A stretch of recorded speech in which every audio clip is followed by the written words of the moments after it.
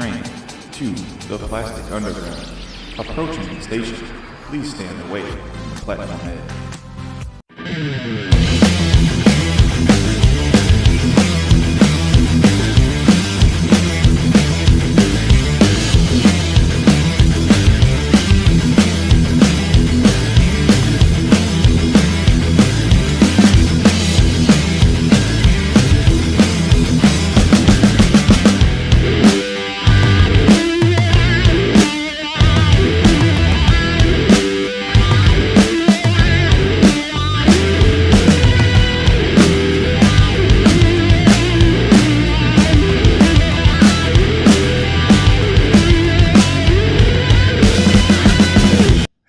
What's up, everybody? Welcome back to the Plastic Underground. Today is a very special day. Today is the day that Tony Stark snaps and saves the universe in Endgame. So, wanted to make something cool from that. This is something that I've been wanting to make for a long time and finally get around to it. So, this is the Mark 85 Nanotech Gauntlet with all of the Infinity Stones, and I used L-wire to make the trail, like the light trail. So this is all foam, and obviously electronics, and the Infinity Stones are actually resin. So I will show you how I made it. I also have patterns for this, just for the gauntlet, and you guys can buy your own electronics and make your own because it's really cool and it looks fun on the wall. So yeah, so this Infinity Gauntlet is not on my channel. This is something I made a long time ago, and I used kind of what I learned from this and updated it to this. So yeah, let me show you how I made it. Okay, so I'm starting off with the hand. This is a template that I found, and this is some 2mm what the foam. This is like some more like high density foam. And so I'm just cutting out these fingers, then adding a little cut to the inside there so that when you fold them, they stay pretty straight and rectangular like that. So those are all the fingers. They're all pretty much this same shape, just a little bit different, like scale, obviously, because your fingers are different. So that's that. This is the hand that I just cut out. And so now I just kind of will glue this, the fingertip together, just to kind of show you guys like how the finger, like one finger goes together, and then you just kind of repeat that for all the other ones. I kept track of all these. I wrote like on each finger like what, which one they went to, so that I could remember.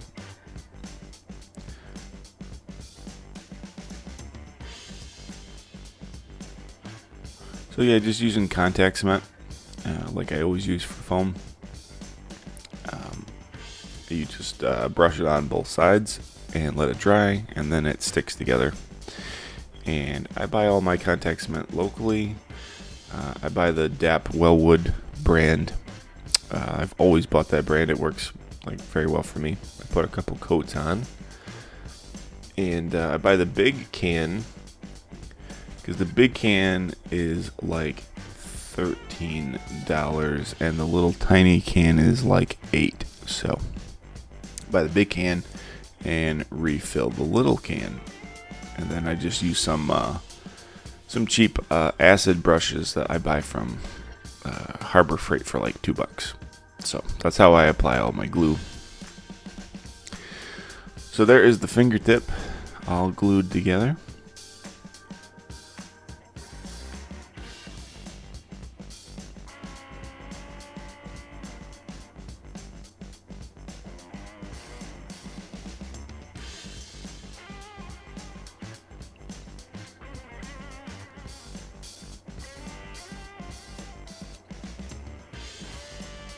And then these bottom parts of the finger, they just get glued in this one little spot.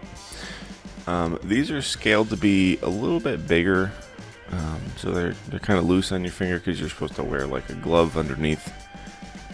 So that's why that fingertip is a little wobbly. But yeah, so this is how those get assembled on your fingers so that they can still bend a little bit.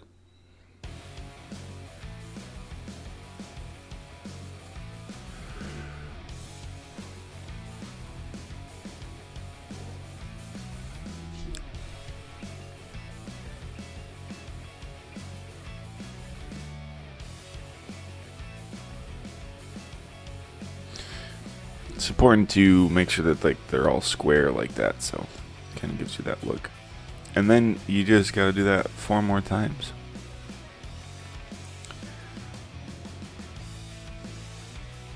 And you can, like if they're too long, you can kind of trim them a little bit. I ended up trimming mine just a smidge. Using some 5mm foam here to cut out the actual hand pieces. This centerpiece here was some 2mm foam. This is kind of like the seams and like the panel lines. So I cut that bigger than what the pattern was, so that all of these pieces could glue on top of that.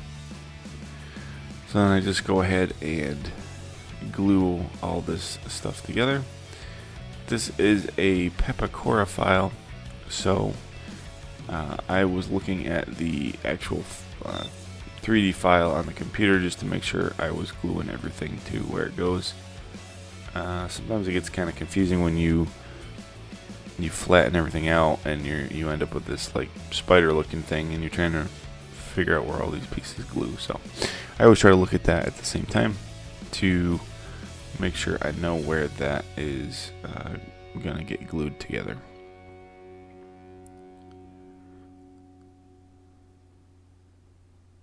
So these are kind of like the finger parts here. That's like kind of where your fingers go through. And that other piece I did was like the thumb guard. And these are like the back of the hand plates.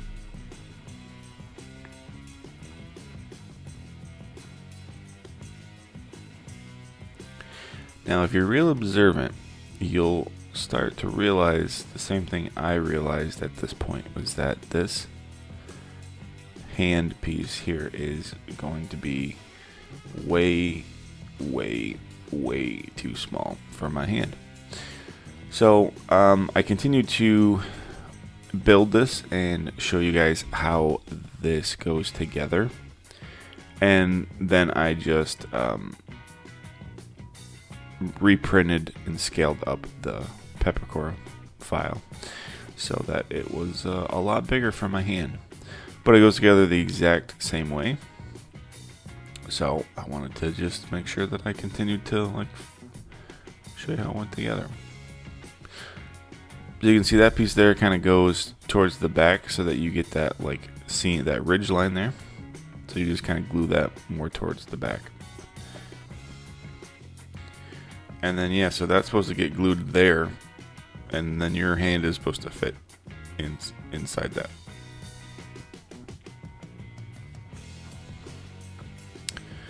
So I knew at this point that I was out of luck.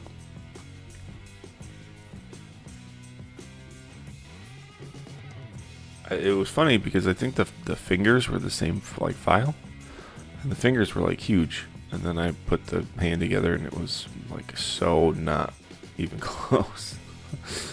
So you can see this 2mm panel line here that I was talking about. That's gluing everything to where I cut it a little bit wider,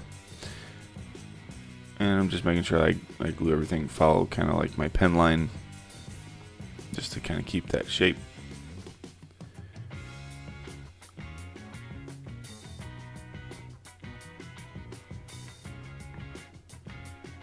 And then the thumb piece goes right there, and that's pretty much it for the hand.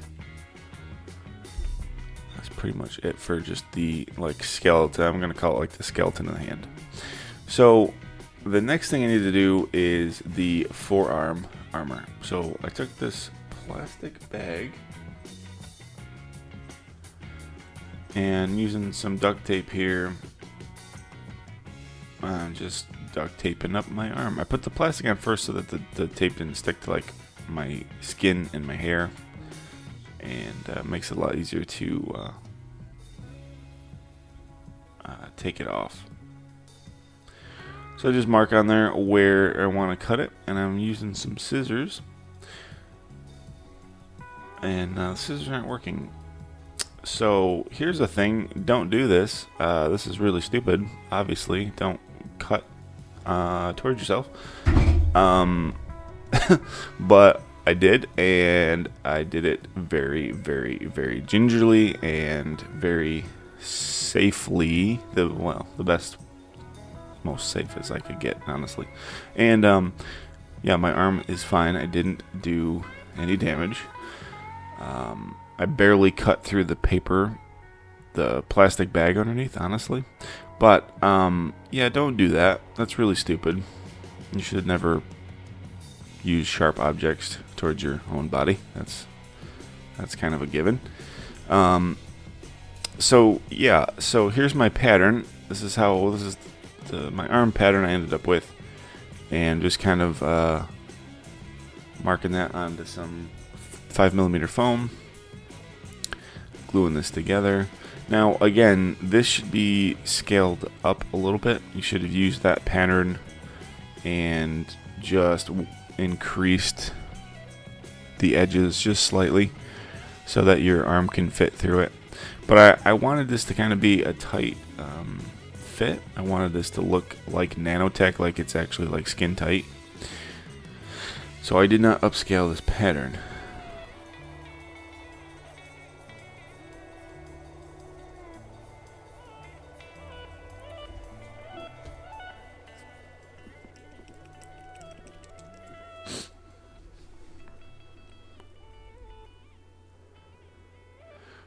So yeah, once you get this glued together, now you have like a pretty good representation of what your arm is.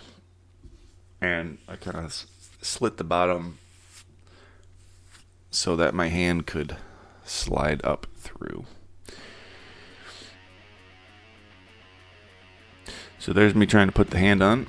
Obviously it doesn't work. So here's my improved, upscaled hand. Using a little bit of elastic here to glue the bottom of the hand together so that I can have the hand kind of stretch open when I put my hand in it.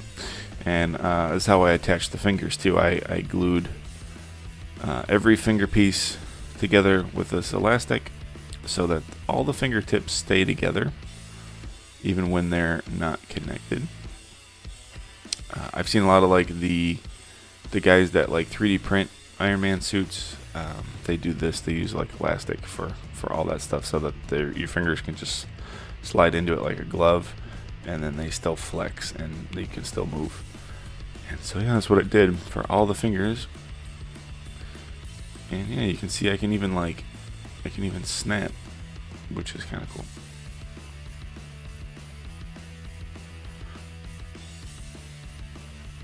So here I am making the pattern for the back plate.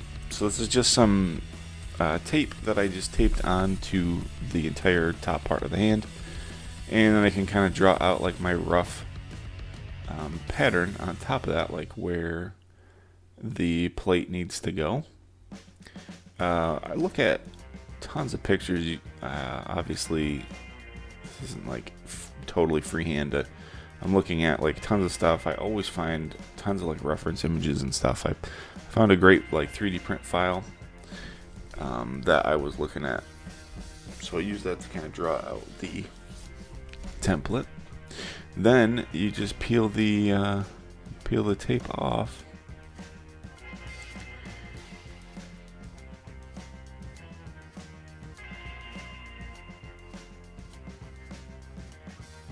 And you got your scaled template.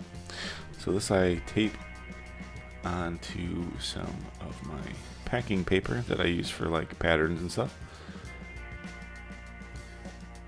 I just taped that on there so that it's a little bit more sturdy. So here's the base pattern piece, and this gets traced onto some 2mm foam. This will get cut out twice and glued together to make a 4mm piece of foam. And this piece, like I said, I'm calling it the base. This is the very bottom,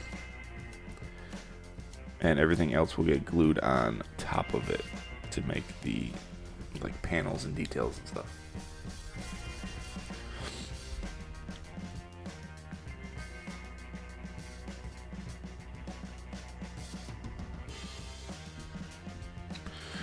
Now these are the finger guards. These I just kind of sketched up quickly. Made sure that they're the size that they were sized right for the finger. And yeah, so 2mm foam, cutting out the base piece here out of 2mm. And then there's two other pieces that get glued on top of these. There's like the inside piece, which is this little piece right here that goes on top.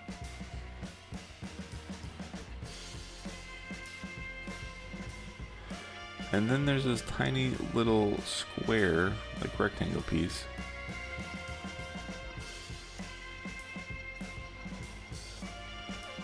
And that goes on the very bottom of that top piece, like that. And those all get glued together, and all the fingers get those. Does this thumb get that? I can't remember. I don't think the thumb gets one, but yeah, I don't remember now.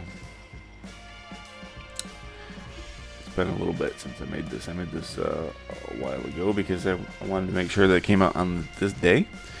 And this was kind of a big project, and the editing process was also a pretty big project. I had a lot of footage, so yeah. So here you go. I'm gluing that to some 2mm foam. Like I said, just to make sure that that is a 4mm piece of foam, just to make it a little thicker, a little more rigid. So that piece goes on this piece, and I'm just using 2mm for all this stuff. So this top piece here, this weird like finger shape, gets glued on top of this. Then there's this little tiny detail on top.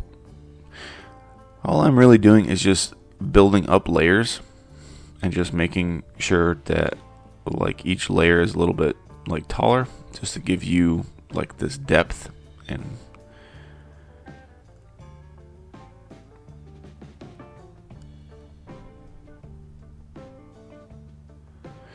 so I cut this all out, and there's these little side panels in there that they get cut out too, that adds another layer of depth. You'll see in a second. Yeah, this piece here.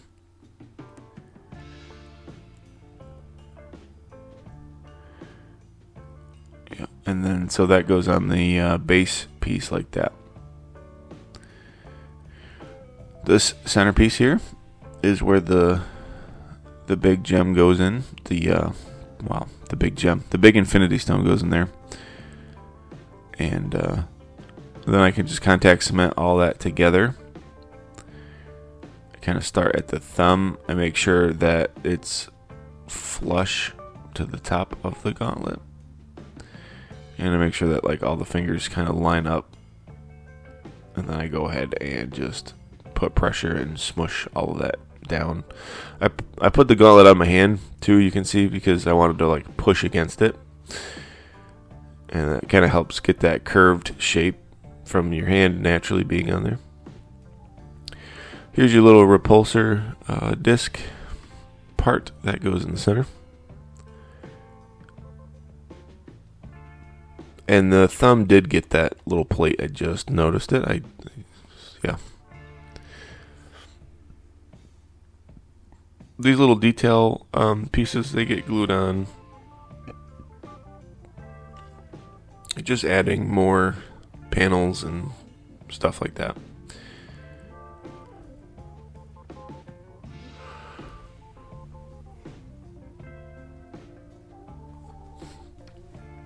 So now I can kind of cut out the shape of the forearm part of the gauntlet. Both sides kind of get this this cut. You can see that picture up there at the top of my desk. That's what I'm looking at. And just wanted to kind of mimic that shape. So here's a full test fit with everything. You can see I already kind of started marking where stuff needs to go. And yeah, so I'm using my soldering iron with a flat chisel tip on it. And I'm just going through and I am just putting in these panels. This kind of like melts the foam and gives you like a nice clean like panel line. This is very like toxic, the like burning foam. It's very bad to breathe. So I always have like a fan and I have a mask on and I have the fan in the window. So just make sure you're doing that. Don't breathe this stuff in. It's really, really not good for you. There's a lot of stuff in this video that is like, hey, yeah, don't do that. Yeah, don't cut towards your arm. Be careful with the soldering iron. Don't breathe in the fumes. You know, all the fun stuff. So here's these. These are the pack of L-wires I bought.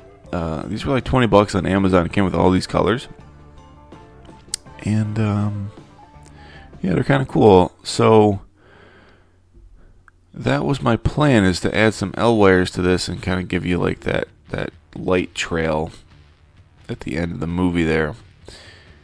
And so yeah, I'm going through my Dremel here and I'm just kind of grinding in some trails on the arm and the hand. Obviously they go to where the soul gems go. So I kind of marked where I wanted everything to be. And after I cut all that in, I go through and I give this thing a few good coats of Plasti Dip. Like 4 or 5. I wanted it to be smooth. Basically, when you could not see those red fingertips anymore, I knew I was done. So then I gave it a full coat of some silver. This is just a base like coat, almost kind of like a primer coat. So if anything chips off, then there's silver underneath. And I go through with some red paint.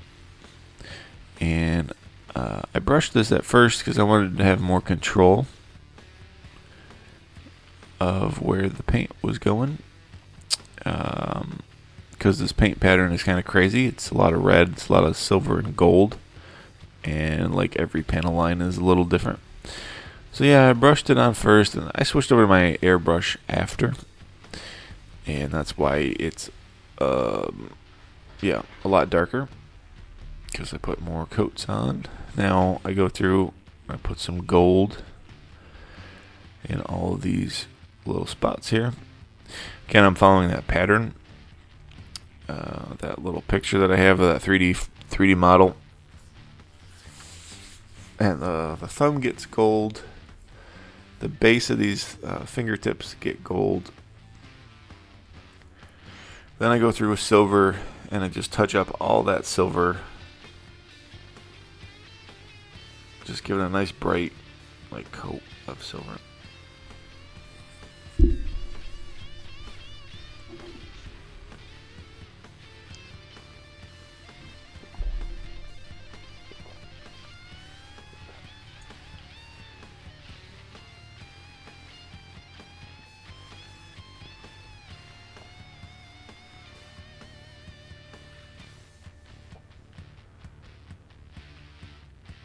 So here's a mold I made a long time ago for my Infinity Gauntlet. This was just some cheap silicone that you can buy in the store, and I sculpted with like clay the stones. And yeah, so I made these for the Infinity Gauntlet. And you know what's crazy is that these are the same exact size and they fit this, which is like, it worked out very well. So I'm just showing you here, you can use hot glue to make these stones. You don't have to get like expensive or crazy. You can make these stones out of hot glue, and you can color them, or you can even like paint them when they come out of the mold. You can kind of spray them a certain color and then put a light underneath them, and they work really well. The ones on my Infinity Gauntlet are actually hot glue, but for this I wanted to do a little something different. I have this resin on hand for some dice making and some other stuff I've done, so I said, you know, why not? Let's just go like 100% in on this project. So mixing up some of this 2-part resin and just using a little bit of craft paint. You can use like a drop or a couple drops. It won't affect the curing time as long as you're not using like a ton of paint. So yeah, I let those sit overnight. Now they're dry, you can pop them out of the mold.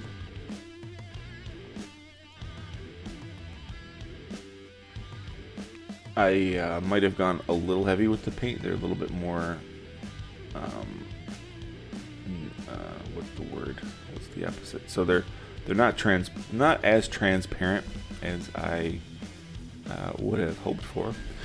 But you know what though, that looks good because when the lights are off, they still have like that color that you want, and when the lights are on, it just glows stronger through that color. Like the color just glows a little bit stronger. So here I'm just using a buffing wheel on my Dremel, and I'm just kind of buffing off the texture. Like I said, the mold was made with like clay, so that it's not a shiny finish. It's kind of a rough finish. So I just buffed off what I could, and then I just spray it with this gloss enamel, and this really adds a nice shine to it. They look like candy. They look like what were those hard candies? I can't remember at the moment. I shouldn't do voice recordings in the morning when I can't think. This is a pack of Christmas lights that don't work anymore. I've been using these for lots of stuff. You get a lot of LEDs on these, and like after Christmas you can buy these lights like super cheap. So yeah, so here's this. I'm just kind of showing you how you take it off of the strand, and there you have a perfect LED. And they're kind of like flat on top, which is kind of nice for a lot of like Star Wars panel builds and stuff. You can see how nice that light shines through there. So now I carve a hole in all of the finger parts here where all of the stones are gonna go, and I can start this tedious process of soldering up all these little lights. So I always try to kind of like show you guys like one of everything, and then like obviously this is the step I take to do like multiple of the same thing. So you're putting in 6 LEDs for the 6 stones. So this is the purple one. This is the first one in the lineup, and using a little bit of shrink wrap here, just using the hot end of my soldering iron to shrink those in place so that the wires don't touch. And then you can fish these through.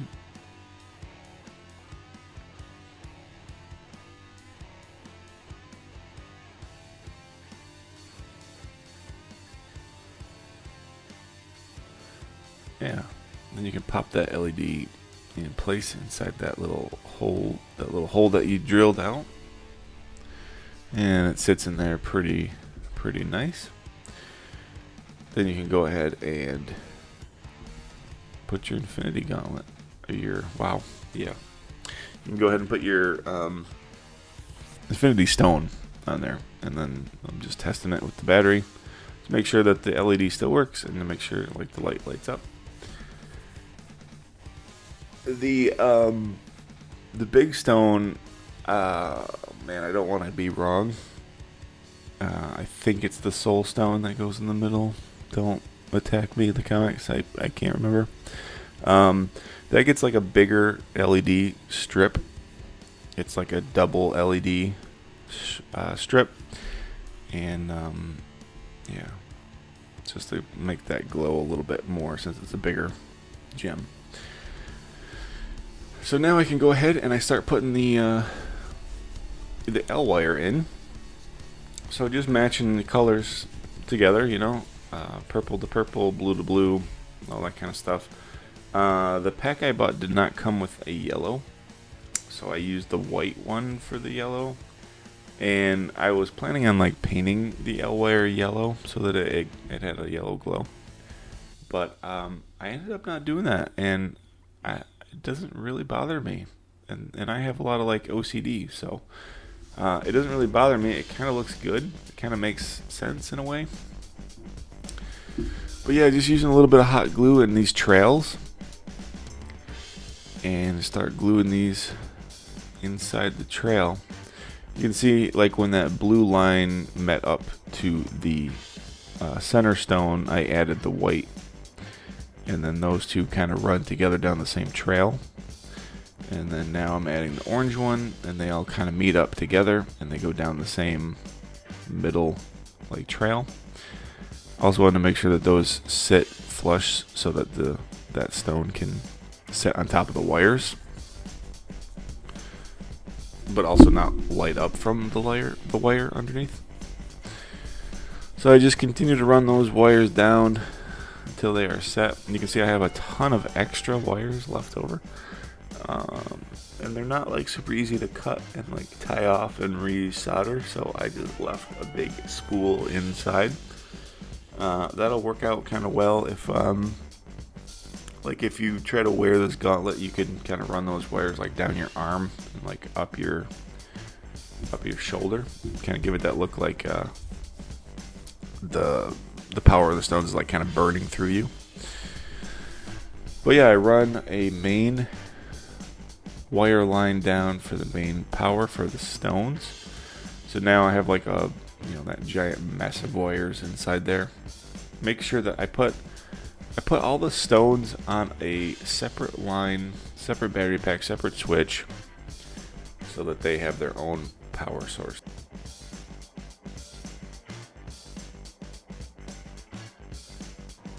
Jarvis, run cameras. I want a record of this when this explodes and this goes horribly wrong.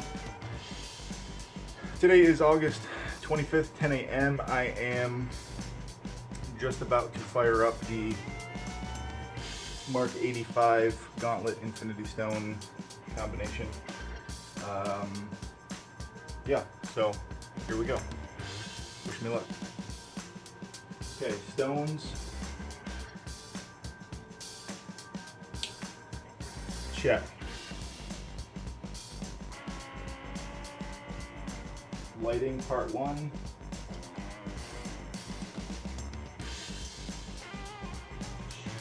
Check. Lighting 2. Okay. A lot dimmer than I was expecting. Jarvis, kill the lights over the bench. These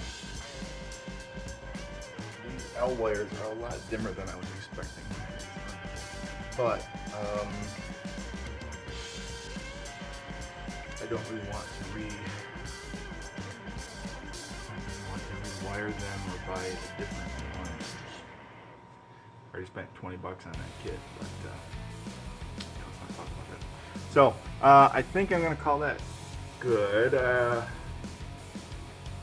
Thinking like if it's displayed and you have lights on, it'll look kind of cool if it's in a dim room, which is kind of dark at the end of the movie when he snaps anyway. But my goal was to be able to wear this thing, and I can without the lights. So that is one thing to consider if you're wanting to make one that you can actually wear with lights and snap, and kind of I don't know, it might be doable. Maybe I rushed this a little bit. I mean, honestly, that looks pretty sweet, honestly. Turn a little bit so you can see the all the green. So that looks pretty that looks pretty cool on camera.